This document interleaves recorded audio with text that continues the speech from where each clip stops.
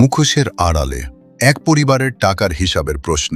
আজ আমরা এমন একটি পরিবারের ঘটনা তুলে ধরতে চাই যেখানে অভিযোগ উঠেছে একজন বাবার জীবনদশায় তার নিজের পরিবারের মধ্যেই তিনি নির্যাতন ও আর্থিক অনিয়মের শিকার হয়েছেন। পরিবারে ছিলেন বাবা মা, 2 ছেলে ও 2 মেয়ে। বাবা দীর্ঘদিন ধরে ডায়াবেটিসে ভুগছিলেন। পরিবারের অভিযোগ, বাড়ির বড় ছেলে মাসুম হোসেন রাতে কাজ থেকে ফিরে উচ্চ শব্দে গান শুনতেন।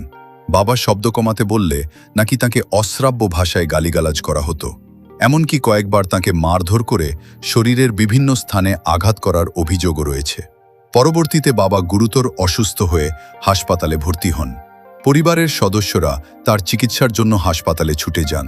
অভিযোগ অনুযায়ী হাসপাতালে যাওয়ার সময় বাবা তার আলমারির চাবি বড় ছেলের স্ত্রীর কাছে রেখে যান। এরপর ঘটে আরও একটি গুরুত্বপূর্ণ ঘটনা।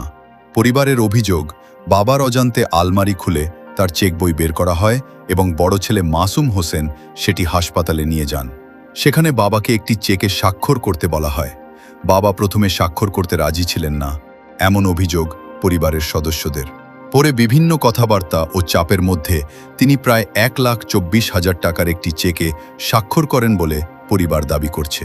প্রশ্ন হল, সেই টাকা কোথায় গেল? বাবা দীর্ঘদিন হাসপাতালে চিকিৎসাধীন থাকার পর মারা যান। তার মৃত্যুর কয়েকদিন পর মা বড় ছেলে মাসুমকে সঙ্গে নিয়ে বাবার আলমারি খুলে দেখেন বলে পরিবারের দাবি।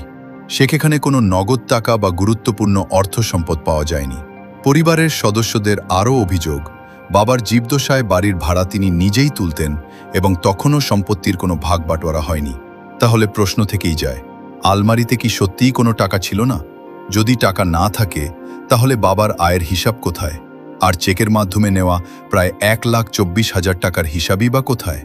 পরিবারের সদস্যরা যখন মাসুমের কাছে এসব অর্থের হিসাব জানতে চান, তাদের অভিযোগ তিনি হিসাব দেওয়ার পরিবর্তে মামলা ও হামলার হুমকি দেন। আমরা কাউকে অপরাধী ঘোষণা করছি না, কিন্তু একজন মৃত বাবার সম্পদ, ব্যাংকের টাকা এবং পরিবারের অর্থের হিসাব নিয়ে যদি প্রশ্ন থাকে, তাহলে সেই প্রশ্নের স্বচ্ছ ও আইনসম্মত জবাব পাওয়া পরিবারের অধিকার। অভিযোগ সত্য হলে বিচার হোক, আর অভিযোগ মিথ্যা হলে সেটিও প্রমাণিত হোক। কারণ সত্যের সবচেয়ে বড় শক্তি হল স্বচ্ছ হিসাব এবং প্রমাণ।